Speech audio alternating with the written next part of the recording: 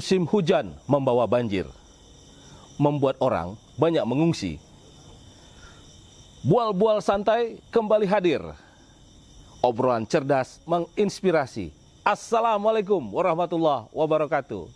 Sahabat TNN, senang sekali kita bisa berjumpa kembali di Bual-bual Santai. Edisi kali ini spesial sekali karena kita akan berbincang-bincang dengan seorang tokoh pengurus dari sebuah organisasi besar di Indonesia untuk wilayah Riau. Nah, kali ini saya sedang berada bersama Kiai Haji Abdul Khalil Mahali. Assalamualaikum, Kiai. Apa kabar, Kiai? Alhamdulillah. Senang sekali bisa datang berkunjung ke rumah Kiai ini. Terima kasih. Berbincang-bincang kita tentunya tentang kegiatan dari PWNU, ya, Pengurus Wilayah Nahdlatul Ulama Provinsi Riau. Sahabat TNN, kepengurusan PWNU Riau sekarang ini sudah mengalami perombakan. Jadi bersama kita ini adalah Ketua PWNU Riau yang baru. Tapi ini belum pelantikan, Kiai, ya? Belum. Ini kita dapat kehormatan sebelum pelantikan kita diterima untuk ngobrol-ngobrol nih dengan Pak Kiai. Baik, Kiai, ini kami ingin berbincang-bincang lah, bual-bual santai ceritanya nih, terkait dengan keberadaan dari PWNU saat ini, ya. Nah, ini kan mungkin masyarakat juga sudah membaca perjalanan dari PWNU, sempat kepengurusan sempat dipimpin caretaker, lalu kemudian akhirnya pengurus PWNU pusat menunjuk Kiai ini. Nah, kira-kira di bawah komando Kiai apa yang akan dilakukan untuk membuat PWNU ini kembali berkibar lah, seperti itu, Kiai? Terima kasih atas waktu dan kehadirannya di tempat saya yang sederhana ini. Mudah-mudahan membawa berkah untuk kita semua. Amin. Izin saya menyampaikan bahwa pada tanggal 11 Desember 2024 saya ditelepon oleh Sekjen PBNU, Pak Kiai Saifullah Yusuf, yang kebetulan juga menjabat sebagai Menteri Sosial Republik Indonesia. Ya. Beliau menyampaikan bahwa SK segera dikeluarkan dari PBNU, mohon bantu untuk segera melakukan konsolidasi masif, menata ulang hal-hal yang perlu ditata untuk di PWNU Riau, agar ada progres-progres yang diharapkan dengan baik selama ini. Nah, jadi kalau terkait apa yang ingin kami lakukan, pertama adalah menata yang perlu ditata. Contoh, sekian tahun lamanya karena kesibukan yang sebelumnya, kami wujudkan sekarang melakukan rapat koordinasi dengan badan otonom, baik itu Muslimat NU, Ansor, kemudian Pagar Nusa, ISNU, IPNU, IPPNU, PMII, dan lain sebagainya. Juga dengan lembaga dari 18 yang ada hanya sekitar 4 saat itu.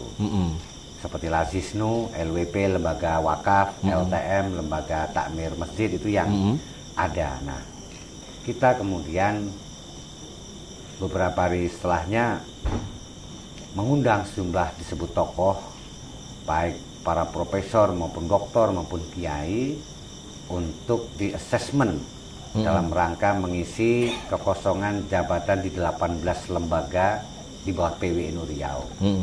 Yang pertama tentu LPTNU, karena itu misi besar kita, Lembaga Perguruan Tinggi Nahdlatul Ulama. Lembaga inilah yang akan mengurus kemudian perizinan dan lain sebagainya untuk merintis berdirinya Universitas Nahdlatul Ulama Provinsi Riau, atau UNU, kita bilang UNU Riau, karena Sumatera Utara sudah punya, Sumatera Barat sudah punya. Nah, Riau tentu pingin punya juga. Harus, dan selain pingin dia juga harus. Nah, ini memang gawe besar, sehingga di lembaga ini isinya memang para doktor yang ahli di bidang dalam rangka mendirikan Universitas Nahdlatul Ulama. Ketuanya adalah Pak Dr. Sohiron, itu beliau sehari-hari sebagai dosen di UIN, juga ahli akreditasi. Nah, selainnya juga para dokter dari berbagai universitas yang bergabung. Kedua, ada lembaga namanya Bahsul Masail, lembaga yang bagian mengeluarkan namanya fatwa-fatwa penting NU. Nah, persyaratannya memang agak berat, karena kriterianya pertama harus fasih berbahasa Arab. Karena lembaga Bahsul Masail itu mengkaji masalah-masalah agama yang referensinya atau rujukannya adalah kitab-kitab kuning berbahasa Arab karya para ulama dulu. Klasik kan, ini ya, kitab-kitab klasik dalam bicara, diutamakan kalau bisa alumni Timur Tengah walaupun tidak harus. Kiai Arif yang saya tunjuk itu punya kompetensi, dia pernah ketua lembaga Bahsul Masail di NU Istimewa Kairo, Mesir. Kemudian alumni Pondok Pesantren Lirboyo Kediri, Jawa Timur. Kedua, mengahli Bahsul Masail, artinya merumuskan, mengkaji hukum-hukum fikih Islam. Nah, anggotanya pun sama.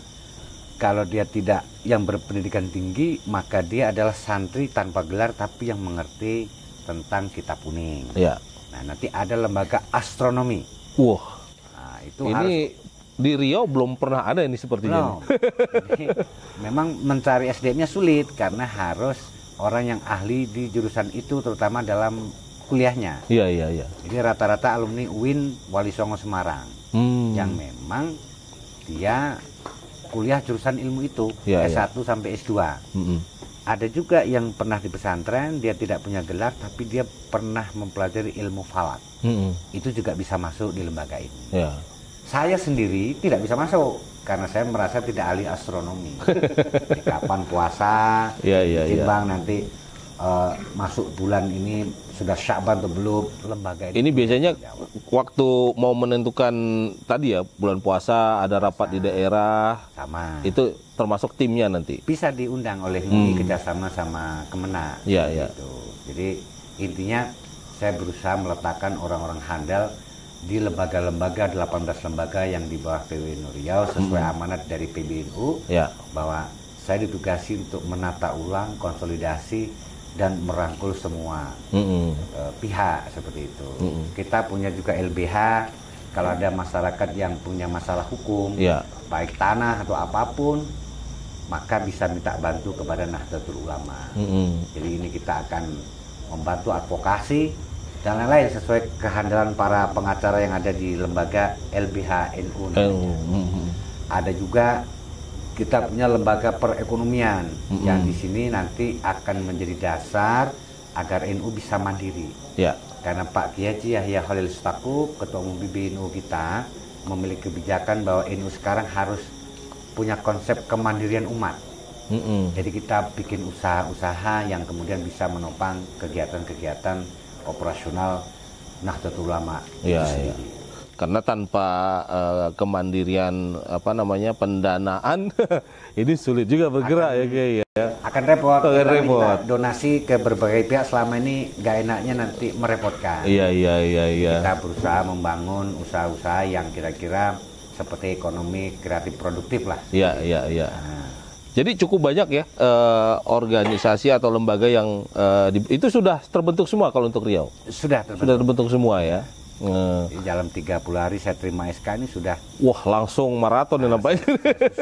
Jadi mengundang dulu Banom atau lembaga yang selama ini belum pernah rapat bareng. Sekian tahun saya undang. Satu jabatan yang kosong lembaga kita cari orang-orang yang hebat, kita isi. Setelah terbentuk ada 130 lebih itu lengkap anggota. Itu kita diklat 11 Januari upgrading namanya, atau capacity building bahasanya. Setelah itu tanggal 13 Januari, tepat 1 bulan saya terima SK, kami sowan ke PBNU menghadap Kiai Yahya selaku Ketua Umum PB, melaporkan progres yang sudah kita laksanakan untuk sementara dalam 30 hari seperti itu. Nah, kalau kita lihat kan peran organisasi keagamaan ini di Indonesia boleh dikatakan ya sangat sentral ya, sangat strategis lah, terutama terkait dengan persoalan-persoalan keumatan. Nah, kalau di Riau sendiri barangkali dari pandangan Kiai, apa yang akan menjadi titik berat NU untuk ya mungkin semuanya penting mungkin ya seperti itu dalam perspektif suatu organisasi lain. Tapi barangkali ada yang lebih strategis, lebih penting yang kira-kira harus lebih dikuatkan gitu. Dalam kasus Provinsi Riau misalnya, isu-isu apa yang menurut Kiai sehingga perlu lebih difokuskan ini lembaga-lembaga ini. NU Riau kita cadangkan atau kita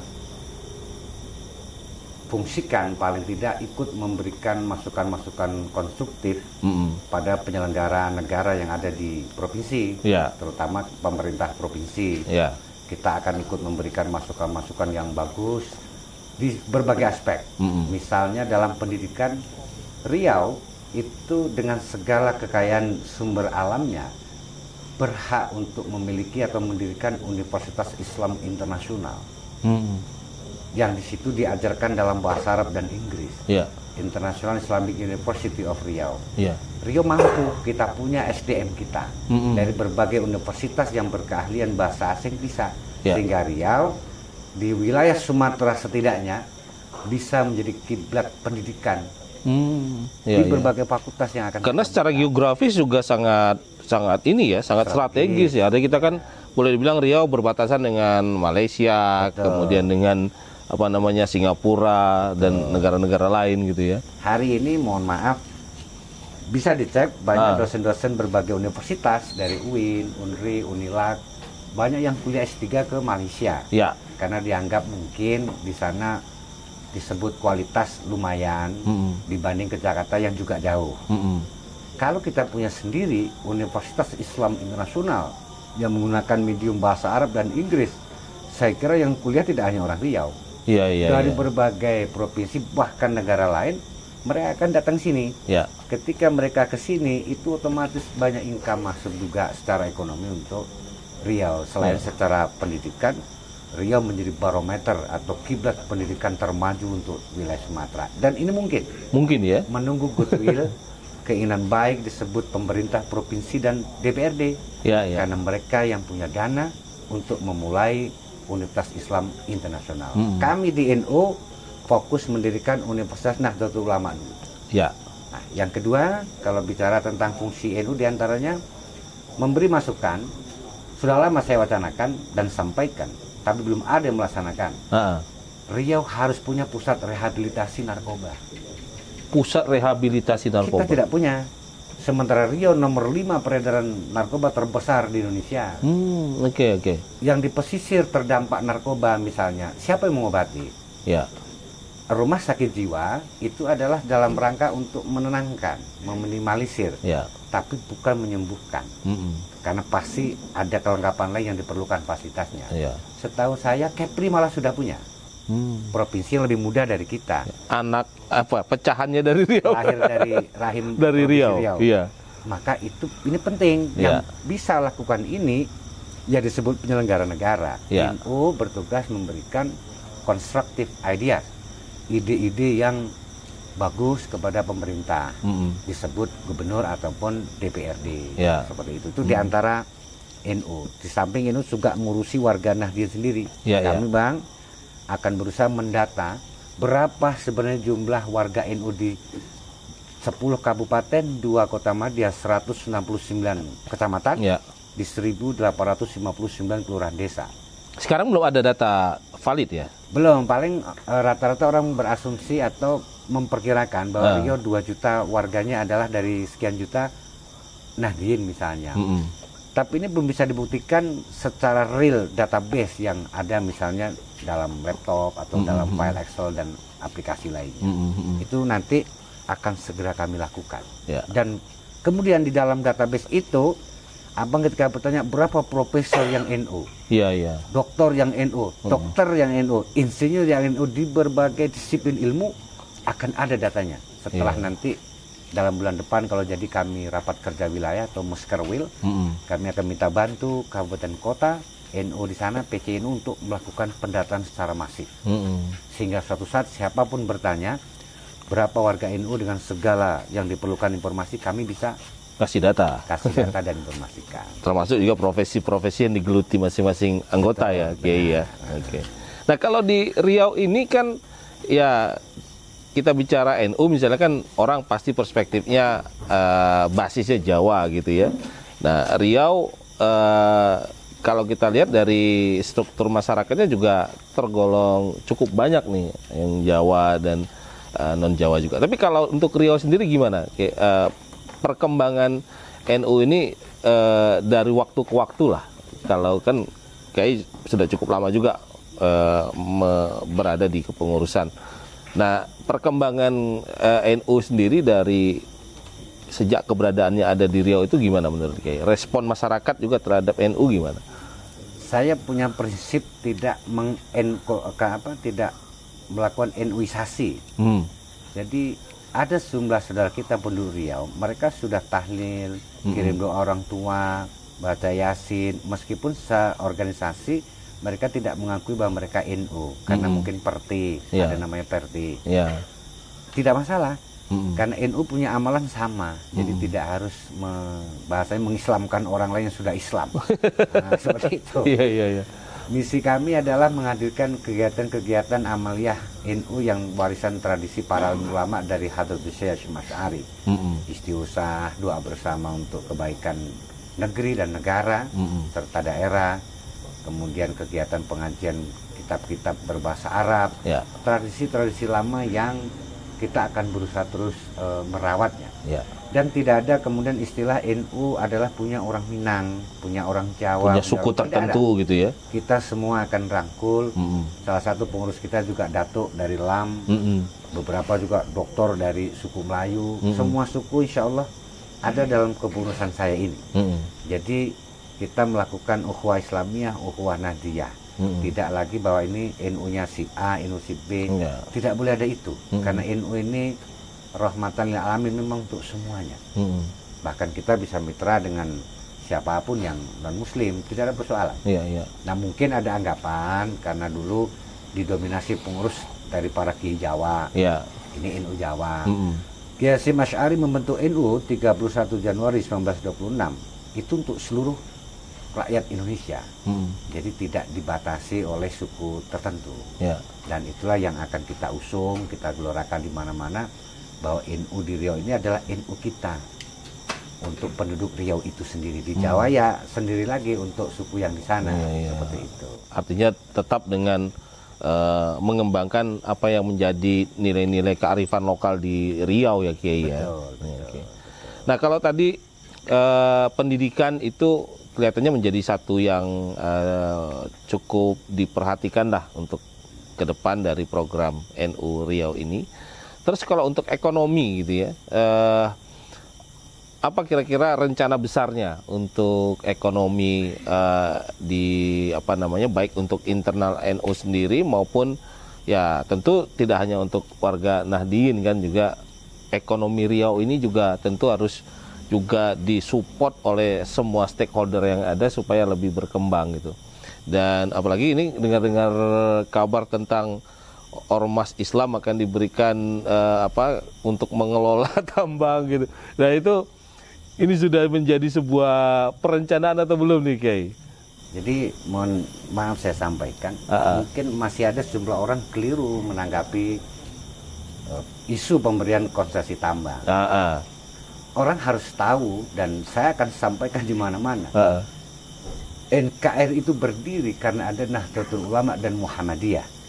Muhammadiyah lebih dahulu 18 November 1912. Pemberian konsesi tambang itu bukti bahwa negara ikut menyertakan berbagai pihak yang pernah andil pada negara, pada berdirinya negara.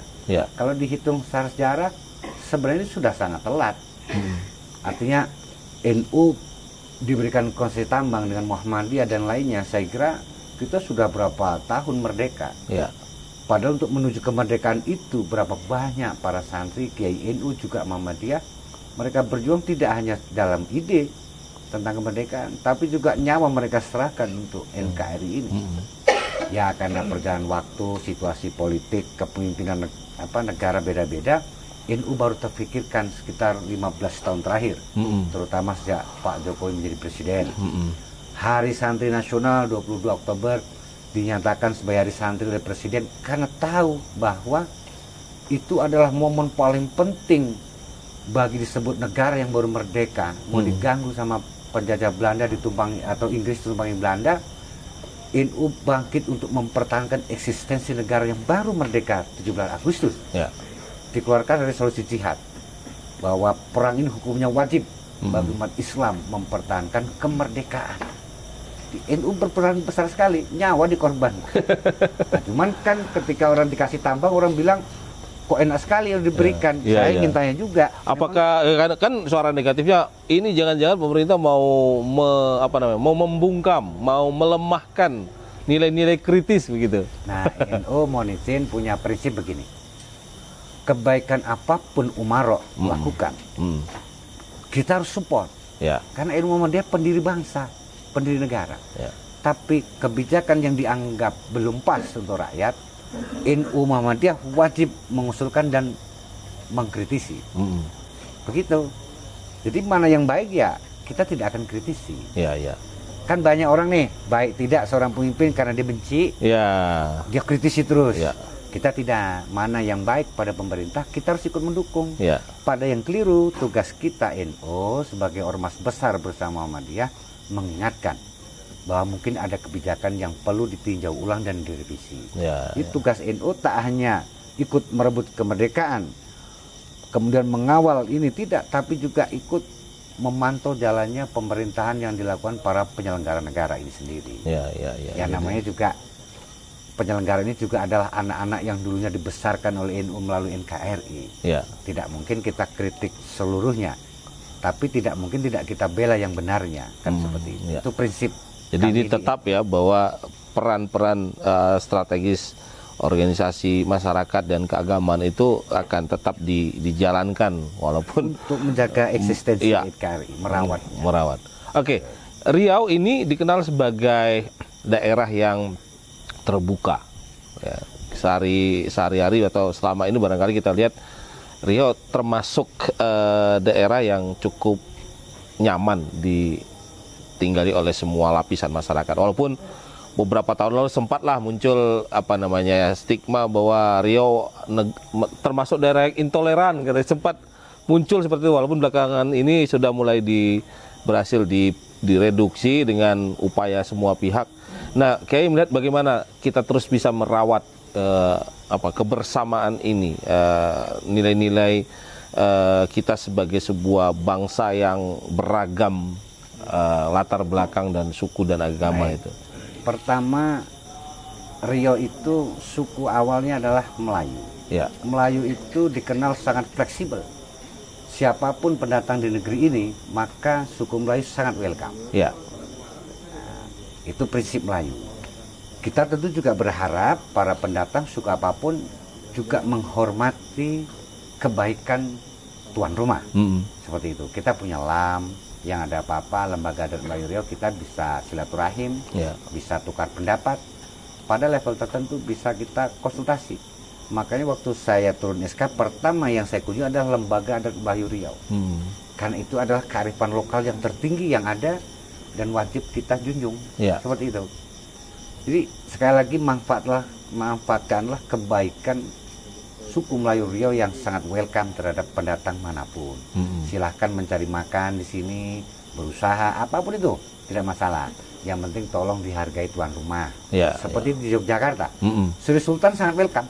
Tapi begitu ada kerusuhan sedikit yang dipantik oleh oknum tertentu dari luar Jogja, beliau marah sekali karena merasa sudah memberikan kebaikan seperti suku Melayu Riau memberikan kebaikan kepada siapapun. Memang benar saya dengar ada isu itu bahwa Riau intoleran. Saya yakin itu tidak mungkin dilakukan oleh orang yang memahami budaya Melayu yang sebenarnya. Karena Melayu ini sangat enak. Mungkin banyak orang bisa merasakan dari suku apapun yang ke tempat ibaratnya hijrah lah, mencari suasana baru kehidupan keluarga di negeri Lancang Kuning. Di Lancang Kuning dia sangat welcome pada siapapun. Itu yang saya rasakan sebagai orang memang dilahirkan di bumi Melayu Riau ini. Jadi ini perlu terus dirawat ya, digemakan di mana-mana oleh orang Melayu sendiri maupun yang lain. Coba sekarang kalau ada yang pidato di mana-mana, suku Melayu menyatakan kami welcome dengan Bapak Ibu dari manapun. suku-suku lain yang sudah diberikan penghargaan itu dalam pidato mereka entah dimanapun sampaikan yang sama.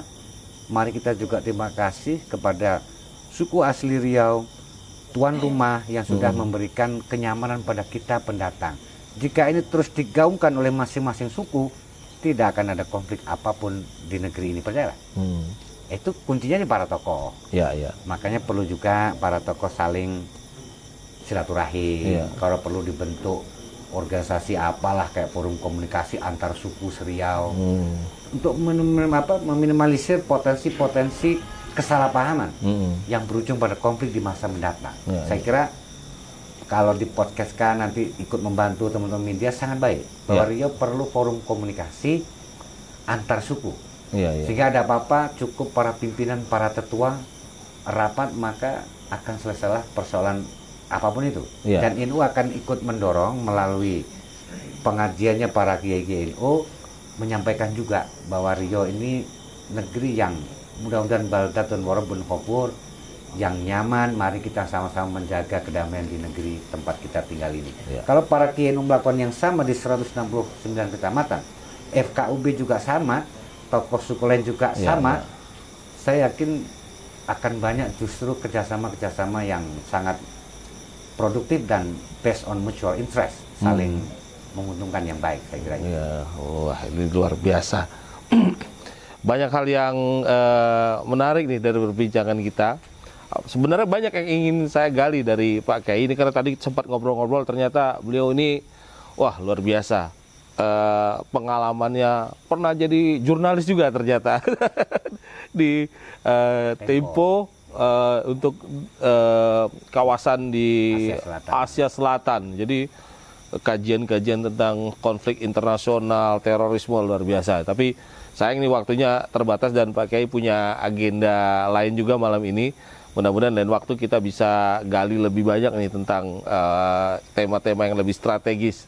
Tapi alhamdulillah ini perdana kita bisa ngobrol-ngobrol ya. Setidaknya NU barangkali di masa yang akan datang akan kelihatan lebih menggeliat lagi nih di bawah komando Pak Kiai. Barangkali ada pesan untuk kaum Nahdien di Riau nih, ya, silakan nih Pak Kiai. Terima kasih untuk warga Nahdien di seluruh provinsi Riau.